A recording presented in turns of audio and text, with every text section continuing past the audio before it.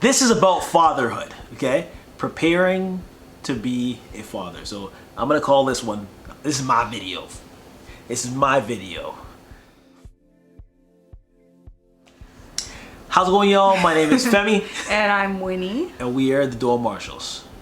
Let's get into today's video. All right, once again, don't forget to like, comment, subscribe to the channel, and definitely remember to hit that notification bell so you get some awesome good stuff from us on a regular. Okay? Yeah. All right, so today, now, my little one's not here yet. This lovely little lady who's growing in this womb of Winnie. And I think like the reason why I wanted to shoot this video is I found that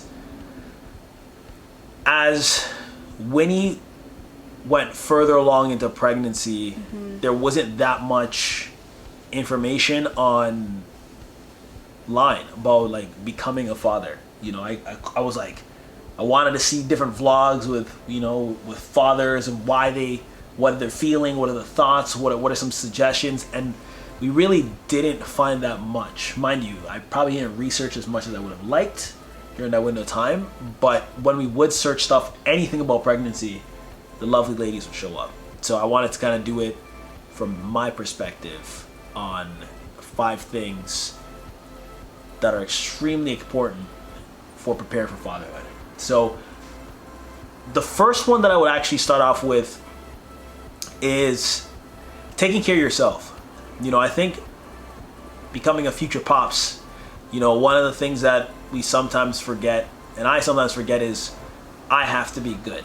You know, if I'm not well, you know, the missus is not going to be well. You know, the little one is not going to be well, because I'm basically holding on to that burden, holding on to whatever stress, whatever things that are happening around me, and not being aware of how I could take care of my body, my mind, my spirit. I think that's probably one of the biggest things I would start off saying has been an eye-opening experience for me.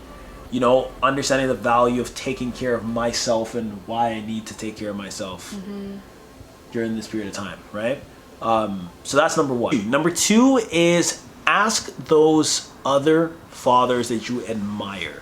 Now, for me, I found that being able to connect with other fathers that are further ahead than me allowed me to understand where I'm at a lot better. I think it's a journey you don't have all the answers to. You're literally trying to figure out this new life, this new level, this new transition, and by being able to connect with somebody who you love, who you respect, just like that, you can find those answers really quickly. I found like for me, that really worked well with connecting with a lot of people that I look up to. Like it helped. It helped a lot. I found more so than just reading and looking at stuff online. Just by hearing somebody guide you in that path, it made a big difference for me, right? What do you, when you did reach out to people, you know, fathers that you admired, what were some of the advice that they gave you?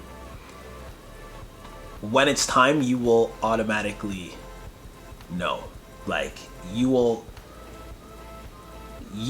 are made to be a father.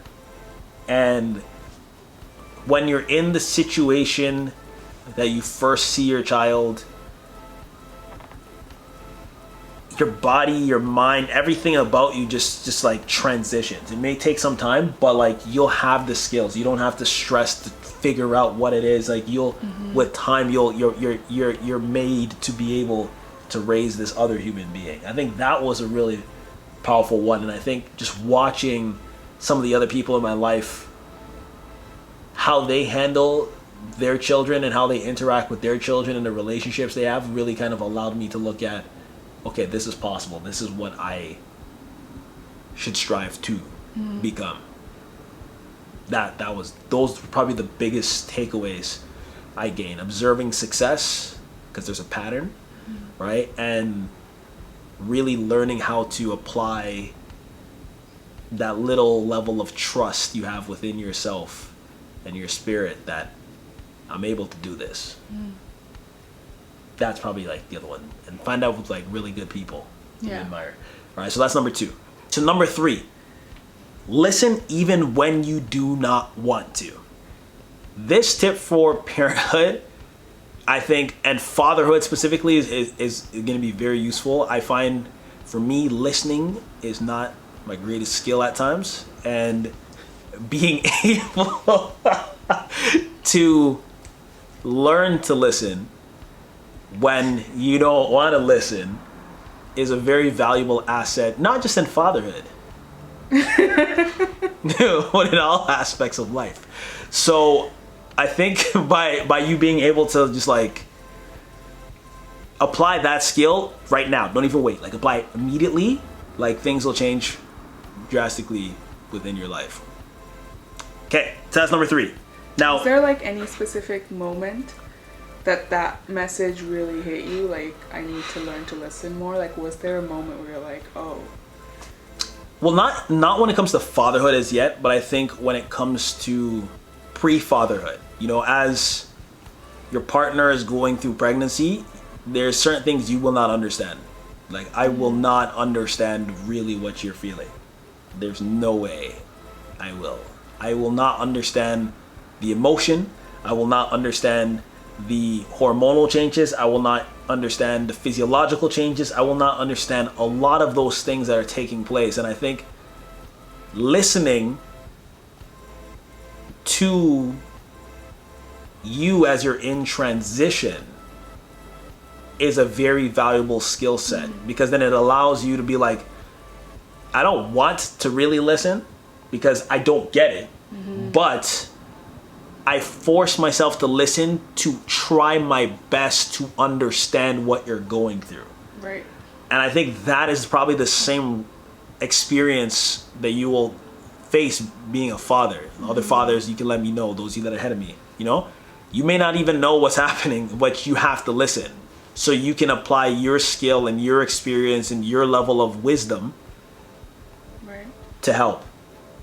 That would probably be a very practical way to look at the experience, right?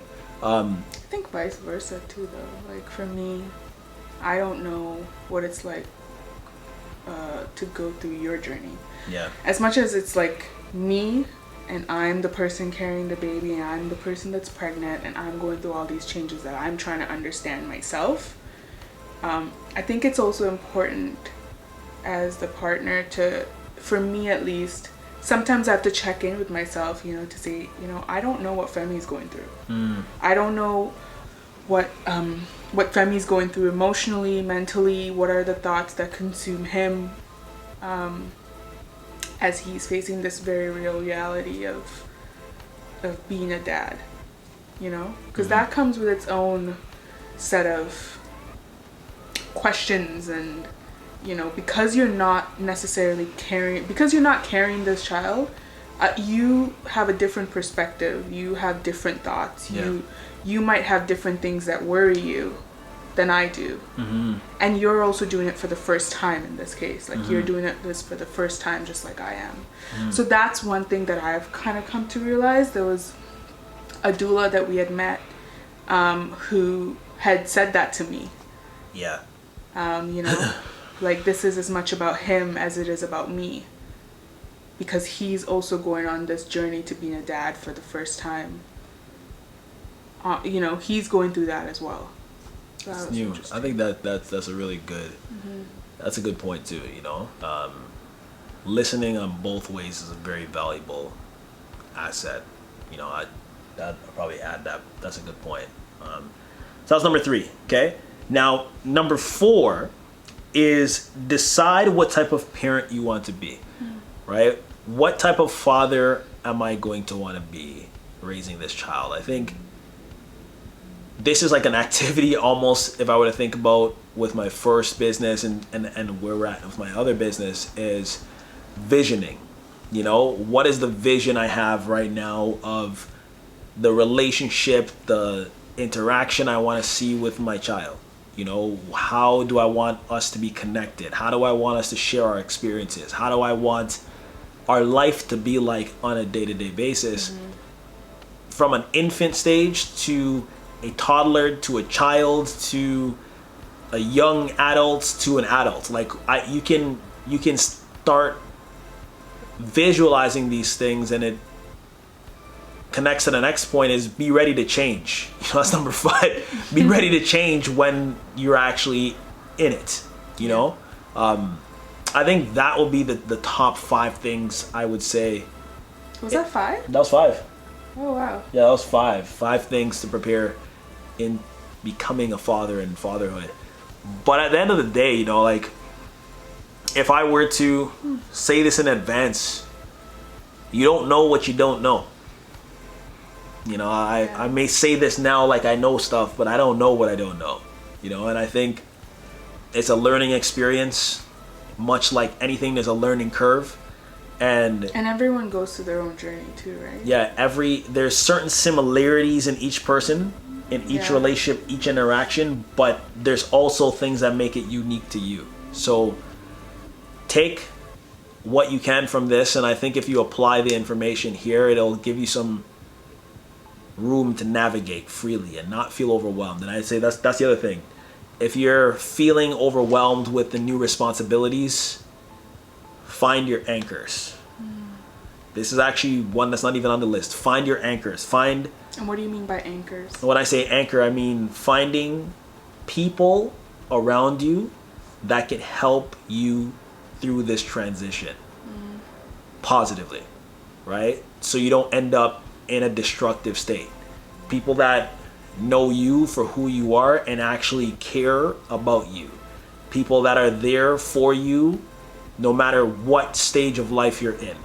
People that understand your pain. People that understand your triumphs. People that understand you as a human being and a soon-to-be father. So if you take this one message, I think the most valuable thing into fatherhood is find your anchors, connect with the right people, and take care of yourself. Awesome. Thank you. You're welcome. Hope you all enjoyed this. Yeah, I hope you enjoyed this, and if you have any questions or comments, just be sure to say them below. And like, subscribe, ding that notification bell, and we will see you next time. Thank you for joining us today. We are the Doyle-Marshalls.